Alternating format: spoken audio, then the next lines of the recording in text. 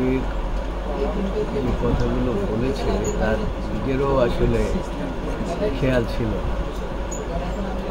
তো সে যখনই কন্টেন্টগুলো ইস্যু করেছে তখন সে চিন্তা করেছে যে this is the highest court of the country, I am the member of this বার।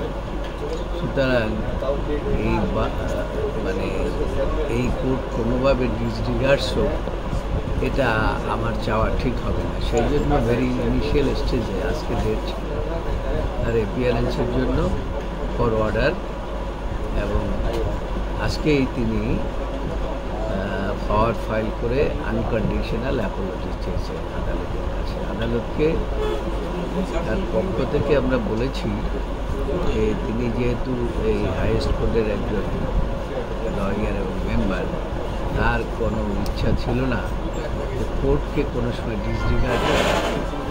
আদালত আমাদের কথা শুনেছে, শুনে তার পার্সোনাল অ্যাপিয়ারেন্সটাকে এক্সোনারেট করে দিয়েছে।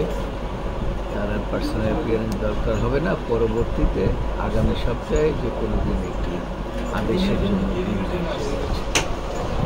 কোর্ট কি কিছু বলেছে?